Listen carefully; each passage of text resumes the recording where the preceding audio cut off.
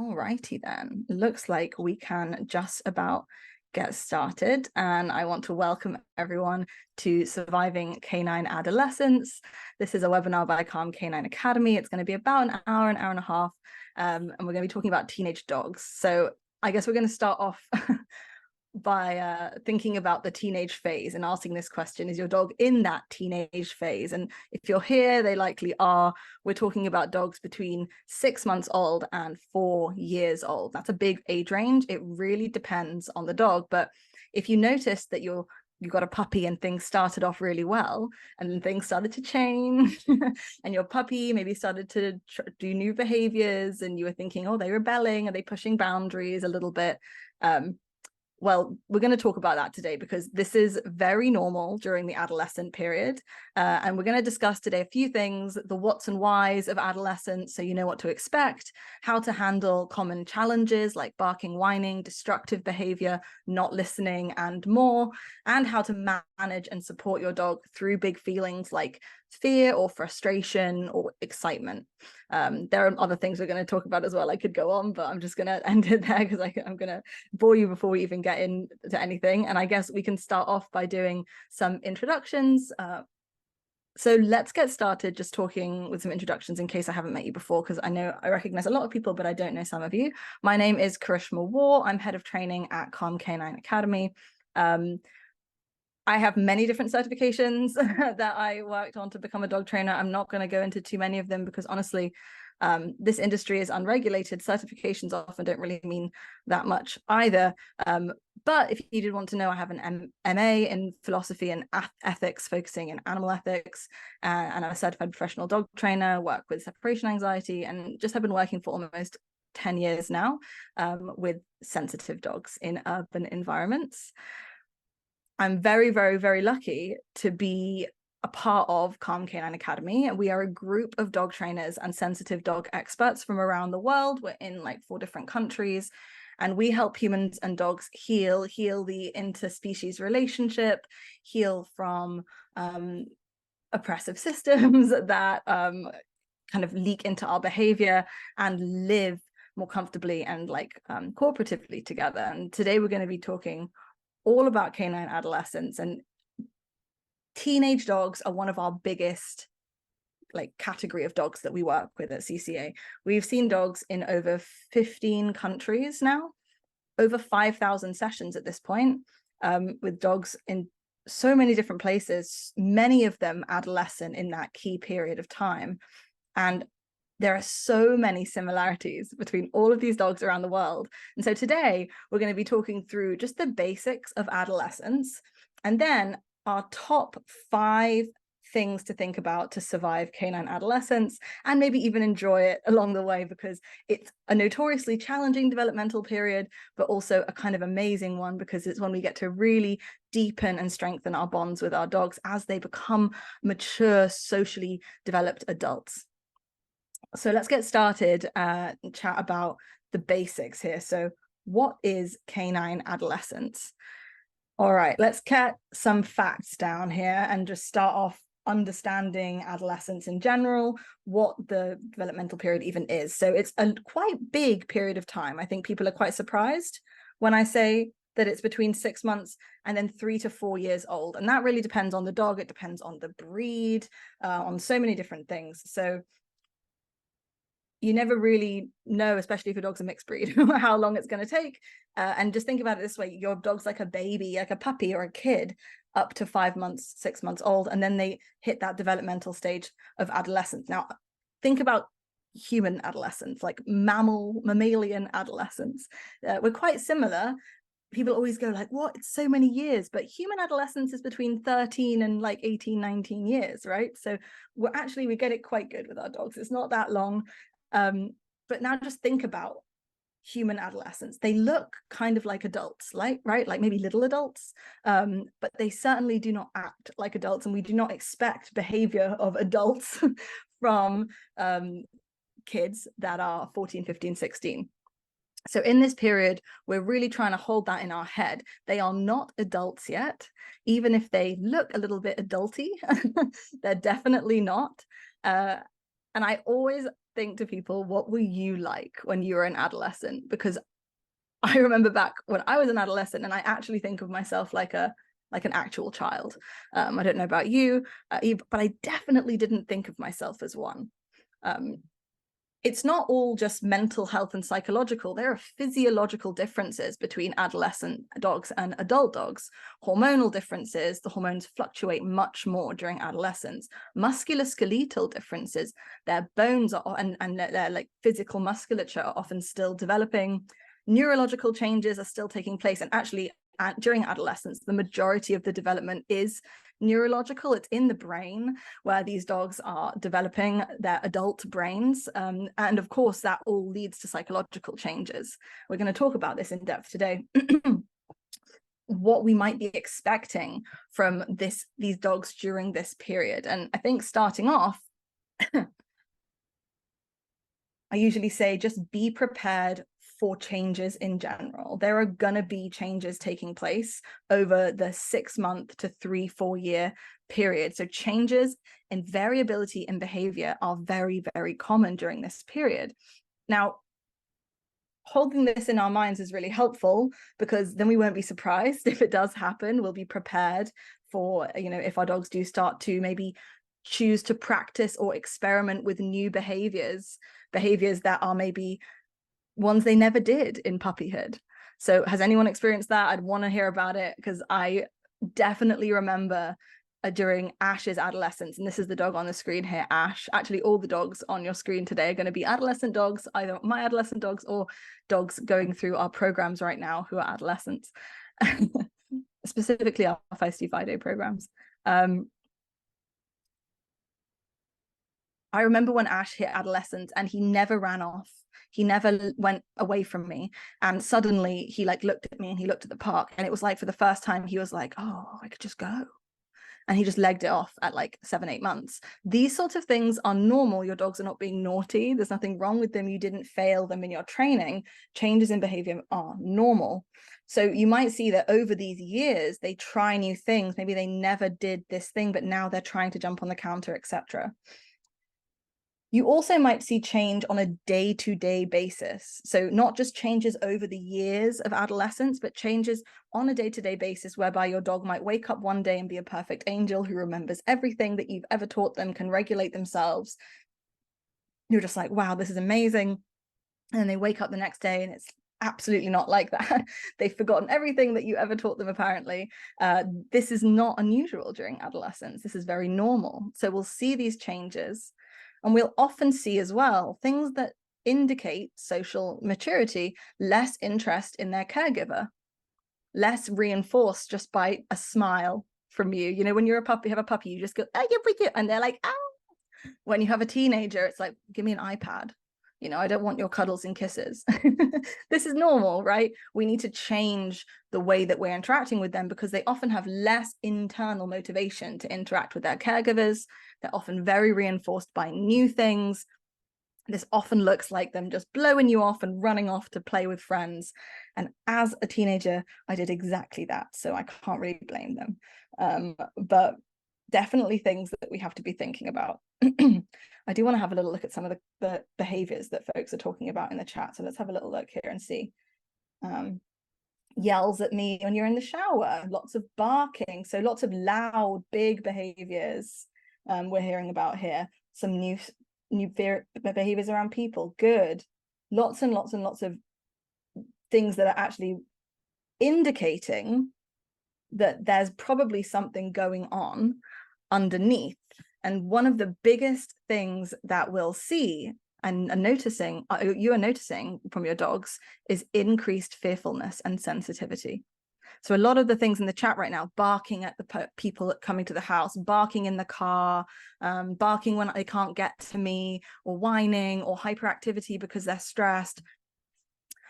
These behaviors typically come up in adolescence, because in adolescence, our dogs are going through critical or sensitive periods. Now, you probably have heard of puppy socialization periods, puppy fear periods. You might not have heard of adolescent socialization periods, or we call them critical periods. This is something that is happening physiologically within your dog's body. It is not their fault, but it means that throughout their adolescence, they can go through periods of increased sensitivity. We notice one, especially between the 6-month to 1 year age, and then they can go in and out as they kind of go through the adolescent period. There is no one developmental process for every single dog, breed, and mix. This is one of the most genetically diverse species. So there's no one size fits all, but you will be seeing maybe suddenly things that they weren't stressed or scared about, they're becoming more stressed or scared of. And this is because their brain is primed to protect themselves as they move into social maturity and are no longer taken care of within like a litter, for example. So what this means is that these adolescent dogs are curious. They want to go out and explore the world. They're feeling like they can take over the world, but they're actually really quite dysregulated.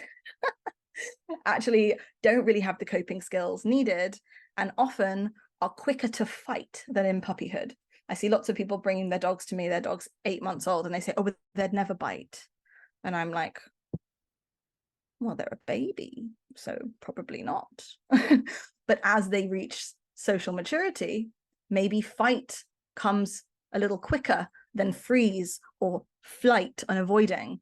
So we have to be careful that these dogs are primed for there to be dangers in the environment, going in and out of critical periods, more likely to bark. We got a lot of barking comments just then, right? Showing agonistic behavior. And really importantly, they are more susceptible to single event learning. And what that means is an animal has one bad experience and then extrapolates and generalizes in many different directions. So I often have folks come to me in adolescent periods saying, my dog was rushed by an off-leash dog once when they were 8 months old, and ever since then they've been terrified of dogs on leash. That's an instance of single event learning. One thing happened and the dog went, whoa, that was so significantly terrible that I am going to now really, that one memory is going to infuse how I see the world. And so what we're learning is that these adolescent dogs, as much, if not more so in many ways than puppies, are still mapping out their view of the world through this period. But unlike puppies, who are very malleable often when they're kind of under that few, like just like 3 months old, they're very malleable and often quite open to new things. We have adolescents who are kind of the opposite of that in many cases. It's a really interesting situation. So common things that we see popping up in adolescence, common triggers that dogs can struggle with, sensitivity towards new objects, strange moving things, odd pictures, people standing weirdly, people, dogs, noises, these sorts of things, handling, how you behave around resources. All of this really heavily comes into play around adolescence. And I'm imagining that some folks here watching this webinar have had similar experiences. When these dogs are having these experiences, they need our support, they need our softness, they need our like parenting and caregiving more than ever before. I think we hear a lot about puppyhood, the importance of caregiving in a specific way during puppyhood, but it's just as important during adolescence. And I want to say, if you have had instances of single event learning, if you have started your adolescent journey with your dog and made some mistakes that we're going to talk about that I made as well, I just want to say that it's okay, because with this guy behind me, I don't know if you can see him, I made lots and lots of these same mistakes. We can absolutely change the game. Like, we can just flip the script halfway through. We can make amazing progress with them, but it often does involve thinking about these 5 things that I am going to go into now. And I've got this little easy slide for you that I'm going to obviously send to everybody, or if you're watching the recording, you can click below and download it. And we're going to go through each of these 5 points for surviving canine adolescence. Parent from curiosity, meet their needs, prioritize their perceived safety, manage their behavior, and develop clear communication. I think for the majority of adolescent dogs, if we stick to these 5 things, we will likely see success moving forwards with them. And I'm going to go into a little bit of depth on each one today, and then we'll take our pause and we can come back for questions. So I think we'll start off with parenting from curiosity, not fear. Now, this is something I saw online on actually about human parenting. It was about parenting toddlers, about how so frequently, and it really spoke to me actually because it was me. So I'll just say this was me. My story was my puppy was fearful, Hero was fearful.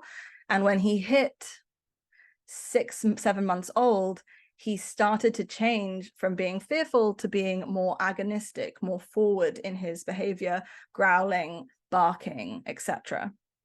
And I really panicked. I really panicked every time he performed those behaviors. And then I panicked in general because I was wondering and worrying, what if he does this forever? What if the behavior gets worse? And I've seen many people freeze up in that moment, but what I did is I jumped into action to ensure that never, ever, ever would happen again. And I started doing loads of training around triggers.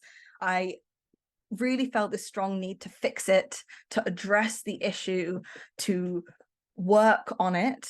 And I realized that that urgency that I was coming into the situation with was because I was parenting or caregiving from fear. I was scared. And that was creating this like overall, this sense of like tension in the way that I was approaching the every time Hero was fearful, and just in general, my approach to taking care of him.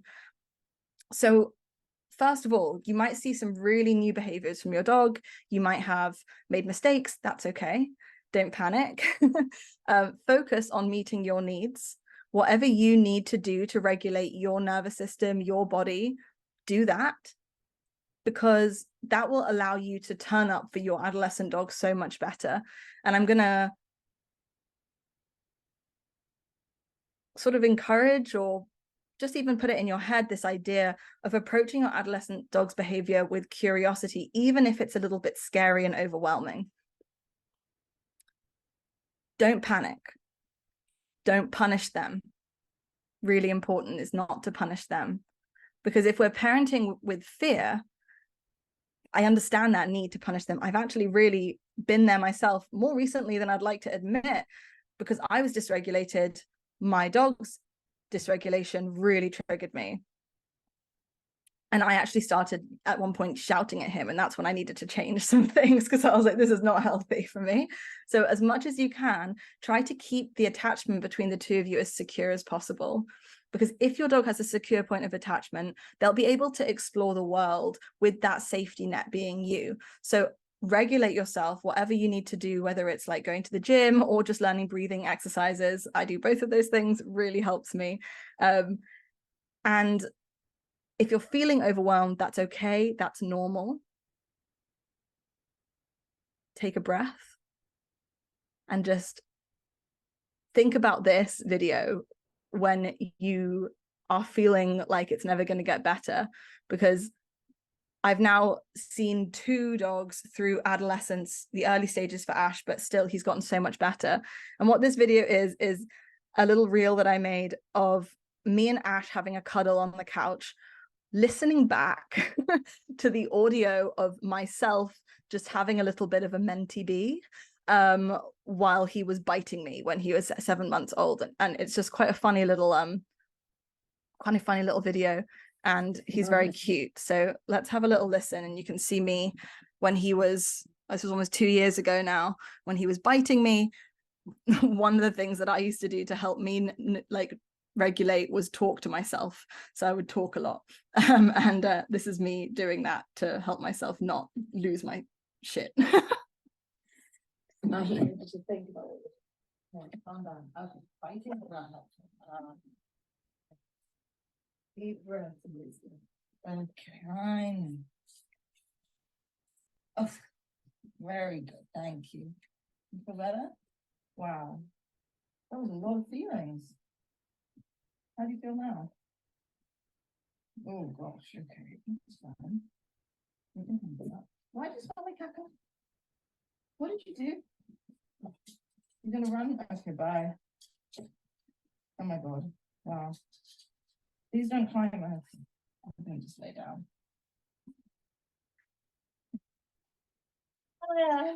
It's the deranged laugh at the end that really does it for me. Like, that's how you know that I'm just like at the edge of my like, like, so just not there, not with it. That's okay though. Like, this period of time, if you'd have told me when I made that original video that he'd be just cuddling me on the couch in the morning, I would not have believed you.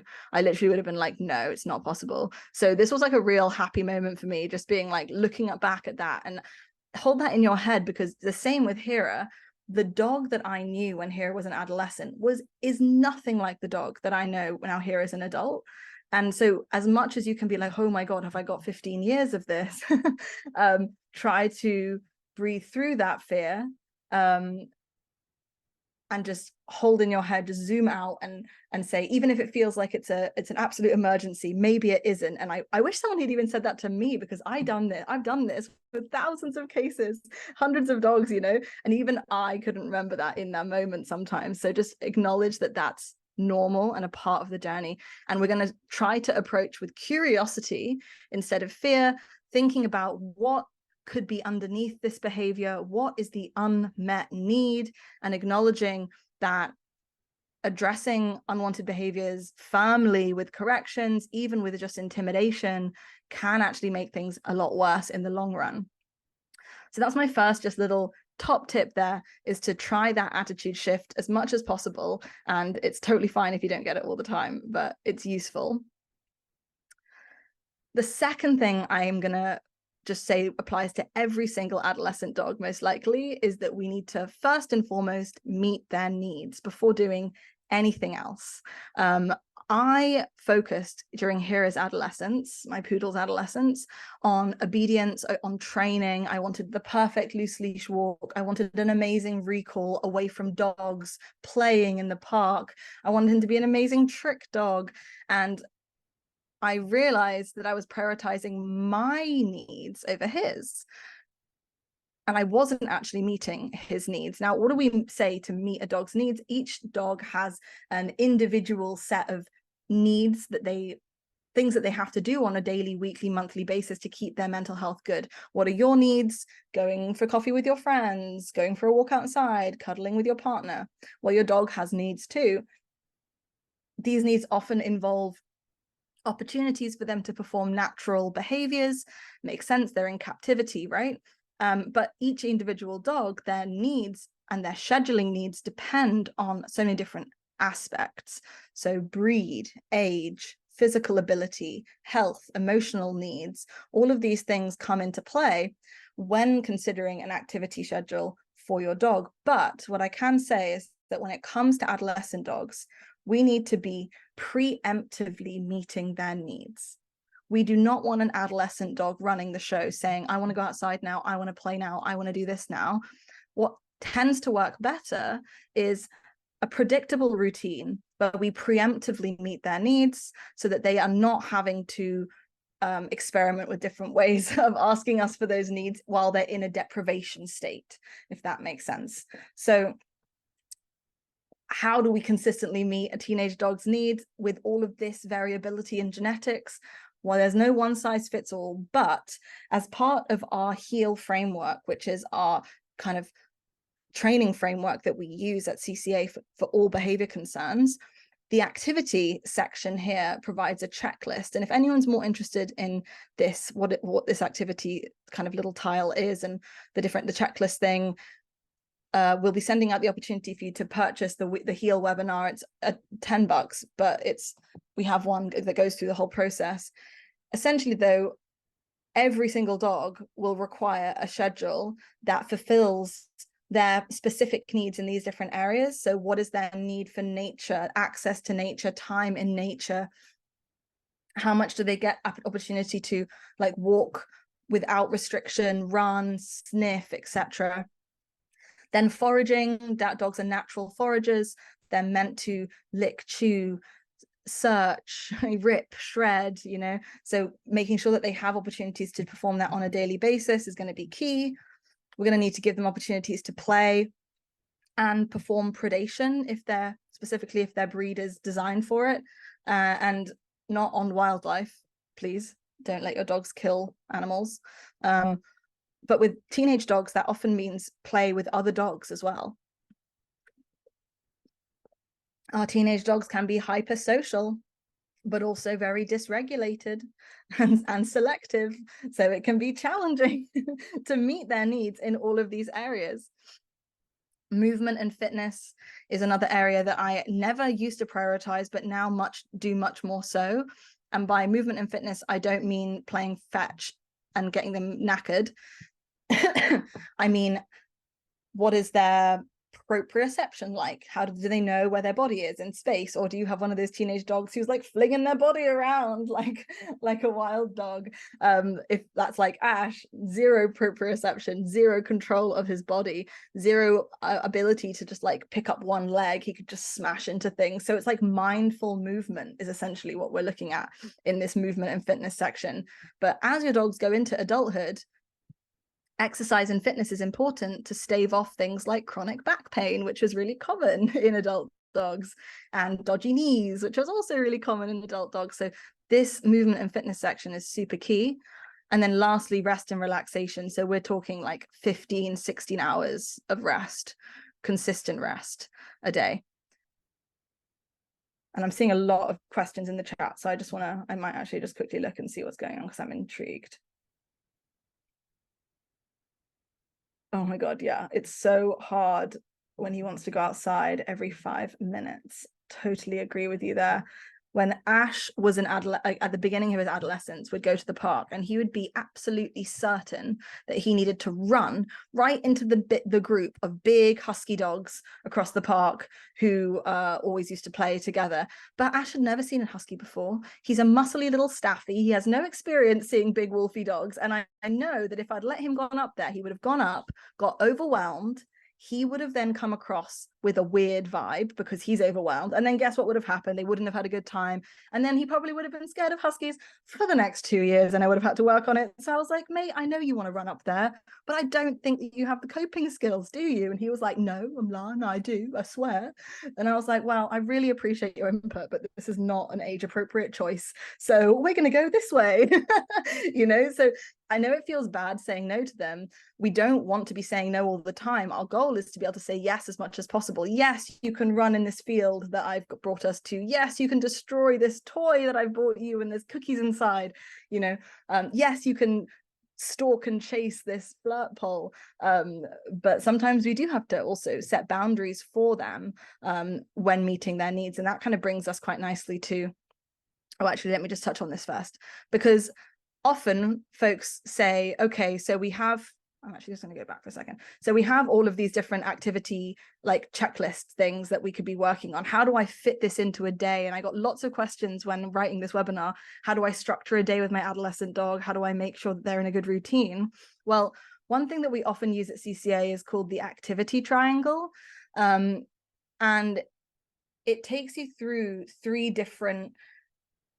it's like a 3-step pattern that you can use to structure your day. So it essentially means that throughout the day, you transition from doing a high arousal activity to then a low arousal activity, to then a little bit of rest. And then you wake up and you do a high arousal activity, and then you do a low arousal activity, and then you do a little bit of rest. And depending on your dog's age, you might transition through that triangle once or twice or 3 times a day. It really depends on the dog's age, stamina, abilities, etc. The details, I can't give you the details. I can just give you a framework. But that kind of routine can be really helpful. To zoom in a little bit, high arousal exercise or activities are activities that get the heart pumping, that are exciting, that are maybe stimulating mentally in a way that's not soothing, in a way that's activating. So exercises like running, walks in nature, playtime, exploration, training, all of these things, high arousal. They're like a fun activity to like get their yayas out, essentially. And then we transition to a low arousal activity because we just, all those yayas are now bouncing around everywhere. We got to calm the yayas down because we have dysregulated adolescents who don't know how to do that automatically by themselves, right? My dog Hero would just stay at the high arousal forever. He'd be like, we play fetch for 10 hours and then we pass out. I'm like, no. we're going to do a little bit of play, and then we're going to transition. Maybe I'll give you a chew, a healthy chew that will help calm you down, some other low arousal options, a sniffy walk around the block when it's really quiet, if that's appropriate for your dog. Maybe like a lickable project that's frozen, so they have repetitive licking, maybe a Kong, or even just a couple of cookies hidden around the downstairs of your house could be enough to just bring them down. But we're thinking about managing them and their arousal, their excitement, their nervous system, basically, as the day goes on. And that low arousal activity will then push them into rest, where they can relax or sleep. It doesn't have to be sleeping. It can just be sunbathing, or, you know, sniffing outside in the yard, or whatever it is, watching TV. But some sort of resting activity where you're not interacting with them. This is quiet time. This is you time. You need this, right? So this is really useful to think about, because it also builds in a bit of independence into the routine in some way, even if that's just, you know, you're watching TV and ignoring them for an hour. So think about the activity triangle. Think a little bit about the activity checklist, what applies to your dogs. And, you know, there are lots of, I'm going to talk to you later about opportunities that you can learn more from us and kind of get more help in these areas if you need more. That brings us to tip number 3. So we've done the first 2 already. We've had parenting from safety, not fear, and then we've had meeting their needs. Those are the 2 most important things. Third thing, which kind of intertwines with number 2, but I think is worth pointing out, is prioritize their perceived safety. Perceived safety is the really important word here. It's not about their actual safety, whether or not they're actually at risk. It's whether they think they're safe or not, whether they feel safe, whether their nervous system is regulated. So the dog on the screen here, Summer, was in our Feisty 5-year program and then went on to do our Stranger Danger program because, like many adolescent German Shepherds in Vancouver, a busy city in Canada, she had developed some fear and barking, growling, lunging behaviors towards people. We nipped it in the bud really quickly. We've turned it around. It's looking really good now. But the thing that was really scary for Summer was that every day she had to go out on long walks. She had to be constantly vigilant to the triggers in her environment. And she was still developing her map of the world. So she very quickly learned that all people are scary. And so we need to be thinking about dogs like Summer, your own dogs who maybe are having some fears, and thinking, how can we prioritize them feeling safe above everything else? And often I think that means significantly altering our daily routines and schedules to accommodate for their safety needs. Significantly accommodate, changing our schedules is often what that means. So I actually have, I think, some examples here of things that we might be doing that I thought would be useful to just like quickly pull up on the screen. So one of the things that we were doing with Ash during his adolescence was every time we saw people coming in parks or on hiking trails, we would pull them to the side and well, this is Hero, my poodle, but Ash is just there. We'd pull them up onto a tree or run away, or basically avoid scenarios that I know might be challenging for a dog of this age. This is Ash at around 1 year old on that log, to avoid being too close or overwhelmed by the dogs or the bicycles, and giving him a little moment there to just observe from a distance. And you can see these dogs come running up and I'm able to intercept them. But little things like that, providing small accommodations, small adjustments throughout the day that can really help them feel safer, can avoid challenges in the long run. For some dogs, it might be more intense. Like Hera, for example, when he was a puppy and an adolescent, I needed to bring super high value food on every single walk. And I needed to literally just toss that food for him to find. And that was just to get him to potty. We'd just walk and toss cookies, and he'd eat the cookies and then he'd pee and we'd go home. So whether it's like a lot of support just to get through the day, or support through stressful moments like with Ash and those dogs on the first video that we watched, we're going to be thinking about just giving them a lot of support over this time. And this is often when we're thinking about reducing treats. In training classes, I see a lot of people saying, now we're going to reduce the rate of reinforcement. And I'm like, no, no, they need it. Give them more reinforcement at this age, right? They need more reinforcement for the tiniest little things. Think about like the difference in how you would praise a like teenager and then a human child. So like a 7-year-old, you'd be like, good job, you did the dishes and you were really nice and you were really sweet to me and you were great to your siblings. And then it's a teenager and you're like, don't take drugs, thank you, please. Did you go to school today? Oh, you're amazing, thank you so much. I get that adolescence is hard, you're the best, right? Like lower your expectations of your teenagers. They might be a bit more sensitive. One thing that I wish was explained to me in this way when Hera was a puppy was that we need to listen to our adolescent dogs when they're expressing themselves. I don't know about you, but when Hera was a puppy, I would say things like, you're fine, don't be a drama queen, you're just so dramatic and grumpy today.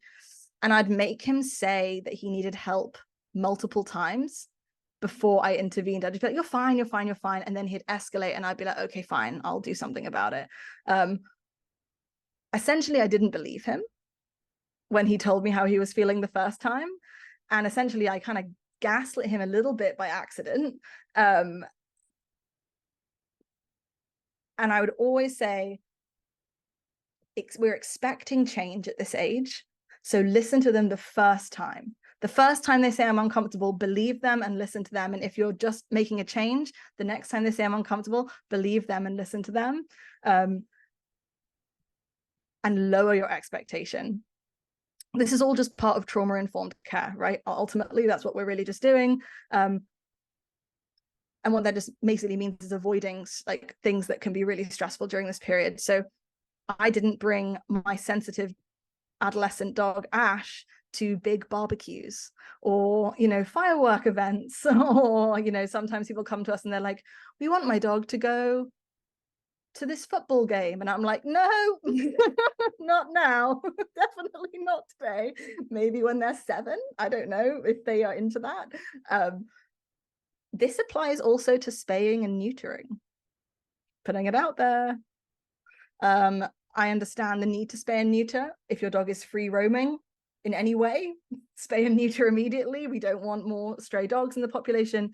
But if you have your dog very heavily managed, like many people who do have their dogs these days in yards, on leashes, not around, you know, dogs in heat frequently, maybe we wait until they're like 4 to spay or neuter, because anecdotally, but with increasing evidence, we see a lot of fear and aggression flickering up in that post-surgery period, which makes sense, right?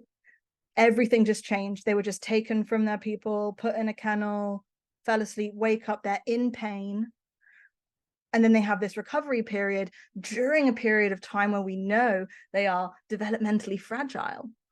And so I just question at this point, as we are all moving as guardians towards keeping our dogs often in a lot more safe, contained environments, do we need to spay and neuter the minute they hit 6 months? Or can we wait until they're older? You know what? Testosterone is a bit of a confidence booster as well. So maybe you want a bit of that if you've got a boy dog. Have a bit of that knocking around. There's nothing about increasing aggression that is actually valid in any way. So that's very much worthwhile to note. So if your vet is saying otherwise, get a second opinion. Because it's important, right? And then just the last question about this section is, how much fear is normal? This is a really good question, because Summer, for example, is an example of a dog whose fear was actually not abnormal for her breed and age. She was wary of strangers, especially men who were yelling and running. She's a German Shepherd. Of course she is. And she just so happened to live in Vancouver in the middle of the busy city. And that was really not great for her. So is her fear normal? Yes, but her situation is not normal. It's not super normal to have an adolescent German Shepherd rescue dog as well, who probably experienced early life trauma, right? Who is now in the middle of downtown Vancouver, needing to go outside 4 times a day, 5 times a day to use the bathroom, even late at night. That's a normal fear, but an abnormal scenario. For me, it's at Calm Canine Academy, for our trainers, this is normal. This is our bread and butter. We specialize in urban environments. I came up as a dog trainer in Manhattan in New York City, so I get it. We can do it. But it's a different ball game. And so when I say to folks how much fear is normal, I honestly don't know the answer to that question. But I can tell you this: fear towards strangers, they don't know. Sorry, that was really weird. Fear towards strangers always needs to go to a dog trainer. Always, because humans, they're everywhere. You can't get away from them. They really were everywhere. So you really want to be going to a trainer immediately for something like that. And if you're seeing a dog who's experiencing many different anxieties, so like fear of noises, fear of alone time, fear of people, fear of dogs, fear of city, the fear of people approaching them with their resources, that would also be a red flag for me during this time. Many different behavior concerns, red flag for me as well.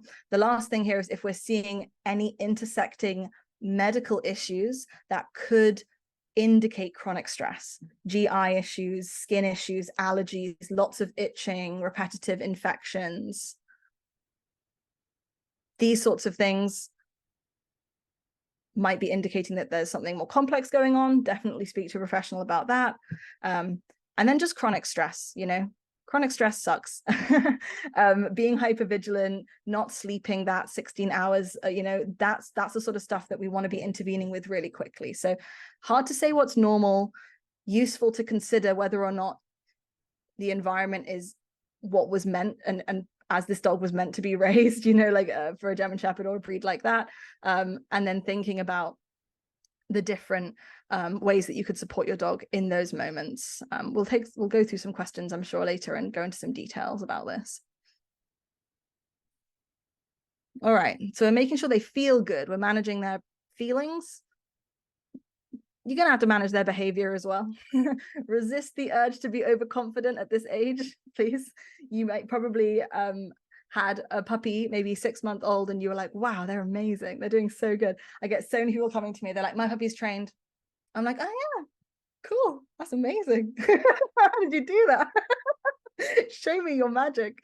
And then they hit 8 months and they're like, puppy's broken. And I'm like, yes. Adolescence.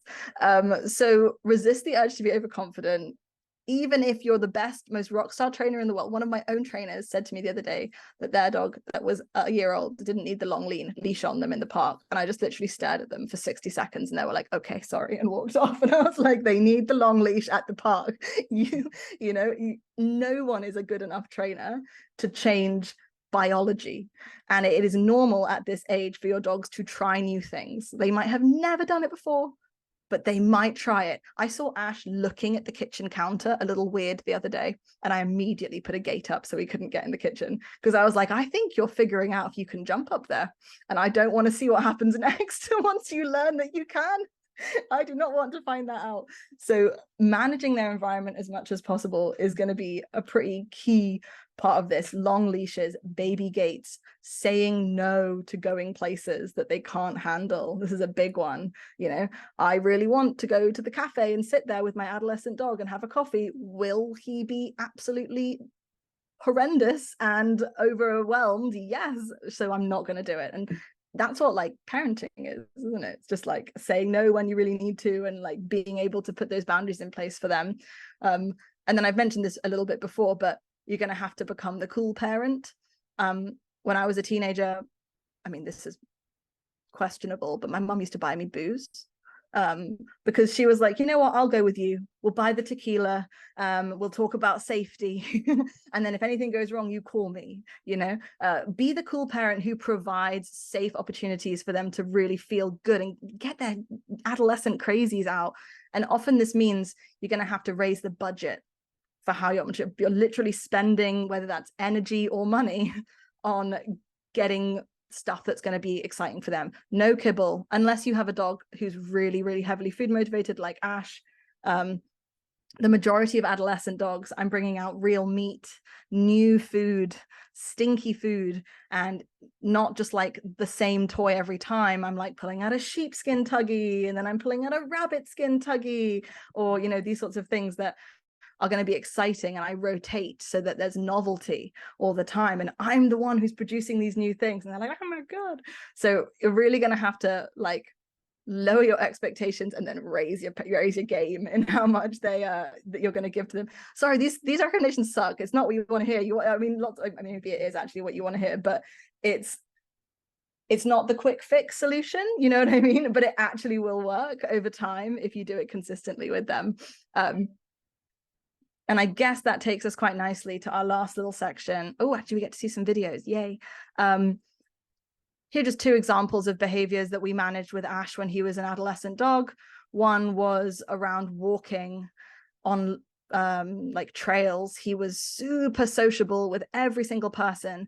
And so we were very, very strict that he was not going to be running up to every single person and jumping on them and nipping at them. And every time we passed someone, he would get a pretty constant stream of food to give him something to focus on.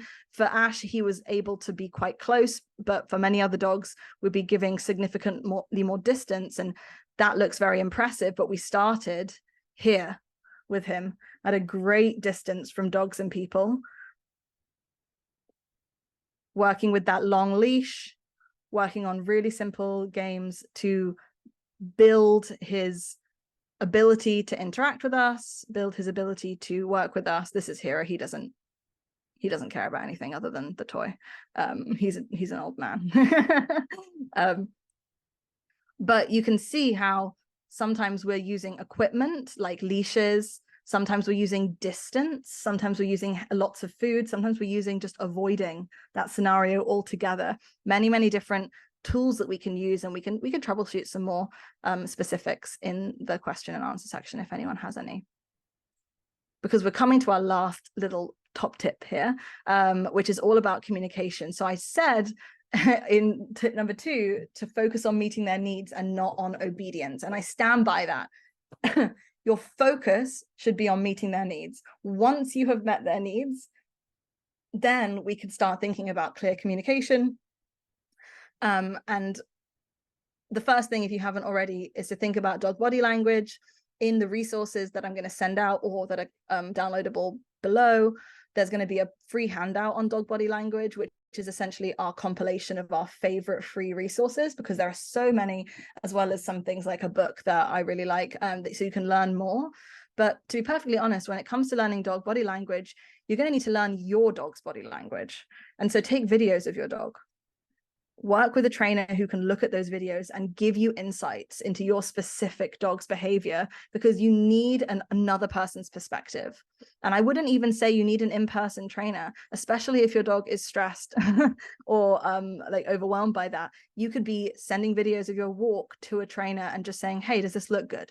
Or I'm having a guest over, I'm going to take a few videos and send it to my trainer and just check in to make sure that that looks okay. Body language is the number one thing that I can think of that guardians learning at this age will, the most valuable use of your time, honestly. So think about that. The most valuable use of your money will be in working with somebody who can give you those skills so that you can then go off and parent your dog for the next 10 years, 15 years, and do it in a way that's sustainable. And then focus on your training. Think about it more like play. You know, it's not really training. It's not really about getting the behavior. It's about how much fun they're having. So I use a lot of play as reinforcers. I work on my play with my dogs. If my dog is reluctant to play, overexcited in play, I work on that. Or if my clients' dogs are, I'll work on that with them.